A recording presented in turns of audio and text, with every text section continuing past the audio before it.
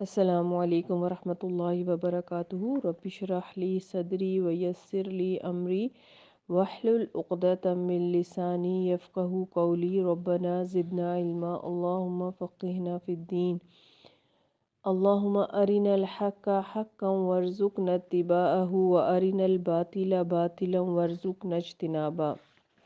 سورہ آل عمران آیت نمبر 54 تک ہم نے جو ہے پڑھا تھا۔ پیچھے سے تھوڑا سا دیکھ لیتے ہیں۔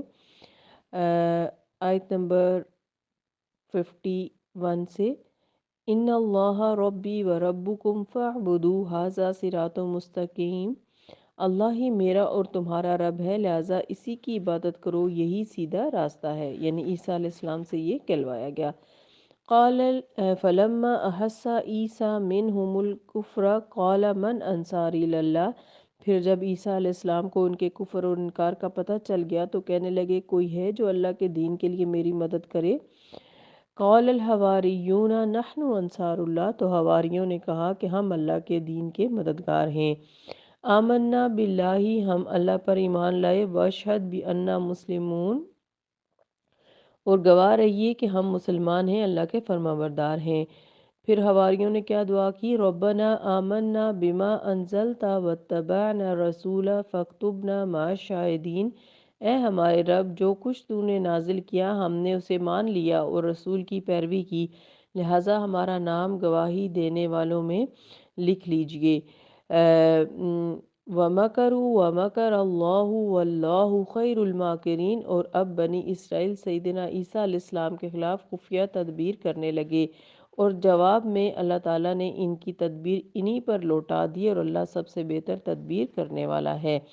یعنی انہوں نے عیسیٰ علیہ السلام کو قتل کرنا چاہا اور اللہ تعالیٰ نے ان کی تدبیر ان پر الٹ دی۔ جس نے عیسیٰ علیہ السلام کو قتل کرنے میں سب سے اہم رول ادا کیا تھا، اسی کی شکل دے کر اسی کی شکل اللہ تعالیٰ نے عیسیٰ علیہ السلام کی شکل میں تبدیل کر کے اسی کو قتل کروا دیا اور عیسیٰ علیہ السلام کو صحیح سلامت آسمانوں کی طرف اٹھا لیا۔ آج کی آیت دیکھ لیتے ہیں، آیت نمبر 55 سے اِذْ قَالَ اللَّهُ يَا عِيسَىٰ إِنِّي مُتَوَفِّيكَ وَرَافِعُكَ إِلَيَّ وَمُطَهِّرُكَ مِنَ الَّذِينَ كَفَرُوا وَجَاعِلُ الَّذِينَ اتَّبَعُوكَ فَوْقَ الَّذِينَ كَفَرُوا إِلَىٰ يَوْمِ الْقِيَامَةِ ثُمَّ إِلَيَّ مَرْجِعُكُمْ فَأَحْكُمُ بَيْنَكُمْ فِيمَا كُنتُمْ فِيهِ تَخْتَلِفُونَ۔ اور وہ اللہ کی تدبیر ہی تھی کہ جب اس نے عیسیٰ علیہ السلام سے فرمایا عیسیٰ اب میں تجھے واپس لے لوں گا اور تجھے اپنی طرف اٹھا لوں گا اور ان کافروں سے تجھے پاک کر دوں گا، اور جو لوگ تیری پیروی کریں گے انہیں تا قیامت ان کافروں پر غالب رکھوں گا، اور تم سب کو بالآخر میرے ہی پاس آنا ہے، تو میں تمہارے درمیان ان باتوں کا فیصلہ کر دوں گا جن میں تم اختلاف کر رہے ہو۔ تو جو یہاں پر اس آیت کے پہلے حصے میں کہا گیا کہ جو لوگ تیری پیروی کریں گے انہیں تا قیامت ان کافروں پر غالب رکھوں گا۔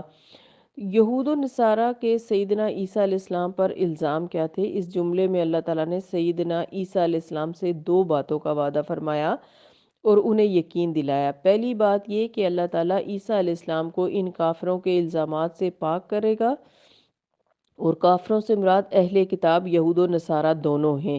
یہود کا الزام یہ تھا کہ سیدنا عیسیٰ علیہ السلام معاذ اللہ ولد الحرام، اور عیسائیوں کا الزام تھا کہ آپ فی الواقعہ مصلوب ہوئے، یعنی ہم نے آپ کو پھانسی دے دی۔ اللہ تعالیٰ نے رسول اللہ صلی اللہ علیہ وسلم کی زبان پر ان دونوں الزاموں کی مدلل اور بھرپور تردید فرما کر عیسیٰ علیہ السلام کو ان دونوں الزامات سے پاک اور بری قرار دے دیا۔ دوسرا وعدہ جو اللہ سبحانہ وتعالیٰ نے عیسیٰ علیہ السلام سے فرمایا کہ اے عیسیٰ میں تیرے تابع فرمان لوگوں کو ان پر غالب رکھوں گا جو تیرے نافرمان ہیں، یعنی یہودی۔ آپ علیہ السلام کے ماننے والوں میں مسلمان بھی شامل ہیں، اور یہ پیشن گوئی یوں پوری ہوئی کہ سیدنا عیسیٰ علیہ السلام کے قریباً 40 سال بعد رومی کیسر تیتوس یعنی یہودیوں پر حملہ آور ہوا، اور اس نے شہر یروشلم کو ڈھا کر تباہ کر دیا، حتیٰ کہ بیت المقدس کو بھی مسمار کر دیا، لاکھوں یہودیوں کو قتل کیا اور بہت بڑے پیمانے پر ان کو پکڑ لیا گیا اور انہیں غلام بنا لیا گیا۔ اس دن سے یہود کی رہی سہی عزت و شان بھی خاک میں مل گئی، جو بعد کے ادوار میں بھی بحال نہ ہو سکی، اور پھر آگے اسی آیت کے اگلے حصے میں اللہ سبحانہ و تعالیٰ نے فرمایا کہ قیامت کے دن جو ہے جب تم سب لوگوں کو میری طرف لوٹ کے آنا ہوگا تو میں تمہارے اختلافات کا فیصلہ کر دوں گا۔ تو یہ اختلاف صرف یہود و نصارہ ہی میں نہیں، مسلمانوں میں بھی ہیں۔ قرآن اور حدیث کے ان واضح ارشادات کے باوجود مسلمانوں ہی کا ایک فرقہ معجزات کا منکر ہے۔ یہ لوگ احادیث کو اصل نہیں سمجھتے، ان کو کوئی اہمیت نہیں دیتے، اور قرآنی آیات کی ایسی دور اذکار تعویلیں کرتے ہیں، یعنی جو کہ سن کر انسان کی عقل شرمانے لگتی ہے۔ عیسیٰ علیہ السلام کی پیدائش اور وفات کو بھی ان لوگوں نے تختہ مشق بنا رکھا ہے، یعنی اس پہ بھی اپنے اپنے جو نظریات ہیں وہ پیش کرتے ہیں۔ البتہ جو حضرات چاہتے ہیں کہ وہ ان واقعات کے بارے میں تفصیلات دیکھیں تو وہ عقل پرستی اور ان کے معجزات اور آئینہ پرویزیت وغیرہ ملاحظہ فرمائیں، جو کہ مولانا عبد الرحمن کیلانی کی کتابیں ہیں، ان سے آپ کو مزید ڈیٹیل مل سکتی ہے۔ بہرحال موقع کی مناسبت میں سیدنا عیسیٰ علیہ السلام کی پیدائش اور وفات کے مطابق پیدائش کے متعلق قرآن پاک میں دو مقامات پر سورہ آل عمران اور سورہ مریم میں تفصیلی ذکر موجود ہے، جن سے صاف طور پہ معلوم ہوتا ہے کہ عیسیٰ علیہ السلام کی پیدائش بن باپ کے معجزانہ طور پر ہوئی تھی۔ اب اگر فرض محال منکرین نے معجزات کی بات تسلیم کر لیں اور سمجھیں کہ عیسیٰ علیہ السلام کی پیدائش بھی اللہ کے عام قانون کے مطابق ہوئی اور سیدہ مریم کا نعوذ باللہ کوئی شور تھا، تو اس پر بہت سارے اعتراضات وارد ہوتے ہیں۔ مثلاً مسیح کی پیدائش فطری سمجھنے والوں سے چند سوال یہ ہیں کہ اللہ تعالیٰ نے قرآن کریم میں جہاں بھی کسی پیغمبر یا کسی دوسرے شخص کا ذکر کیا تو اس کی ابنیت کا کبھی ذکر نہیں کیا۔ آخر عیسیٰ علیہ السلام میں ایسا کیا خاص ہے کہ جہاں بھی ان کا نام آیا تو ان کی ابنیت کا ذکر ہوا؟ یعنی اللہ تعالیٰ نے ہمیشہ قرآن پاک میں عیسیٰ علیہ السلام کے ساتھ ابن مریم کا ذکر ضرور کیا۔ اللہ تعالیٰ نسب کے بارے میں فرماتے ہیں ادعوہم لآبائہم، یعنی ہر شخص کو اس کے باپ کے نام سے منسوب کرو۔ اگر عیسیٰ علیہ السلام کا واقعی باپ ہوتا تو اللہ تعالیٰ کو اپنے مقرر کردہ ضابطے کے مطابق ان کا نام لینا چاہیے تھا۔ اللہ تعالیٰ نے عیسیٰ علیہ السلام کو ہمیشہ ان کی والدہ کی طرف کیوں منسوب کیا؟ اس لیے کہ ان کے کوئی والد نہیں تھے۔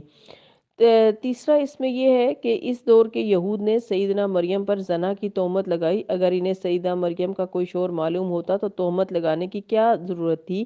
پھر اگر انہیں شور کا علم نہ ہو سکا تو آج کل کے لوگوں کو کیسے علم ہو گیا؟ چوتھے، اگر عیسیٰ علیہ السلام کی پیدائش بھی عام لوگوں کی طرح فطری ہوئی ہوتی تو اللہ تعالیٰ کو متعدد مقامات پر آپ کی پیدائش کے متعلق تفصیلات دینے کی کیا ضرورت تھی؟ اللہ تعالیٰ یہود کو یہ جواب دے سکتے تھے کہ عیسیٰ علیہ السلام کا باپ تو فلاں ہے، پھر تم کیسے تہمت لگا رہے ہو؟ یہ مضمون صرف ایک جملے یا آیت میں ادا ہو سکتا تھا۔ تو اس سے یہ پتہ چلتا ہے کہ عیسیٰ علیہ السلام کی پیدائش جو ہے وہ فطرت سے ہٹ کر ہوئی، اللہ تعالیٰ کے کلمہ کن سے ہوئی، اور ان کے کوئی والد نہیں تھے۔ ہمارا اس بات پر ایمان ہے کہ اللہ تعالیٰ نے قرآن پاک میں جس طرح سے بتایا بالکل ویسا ہی ہے۔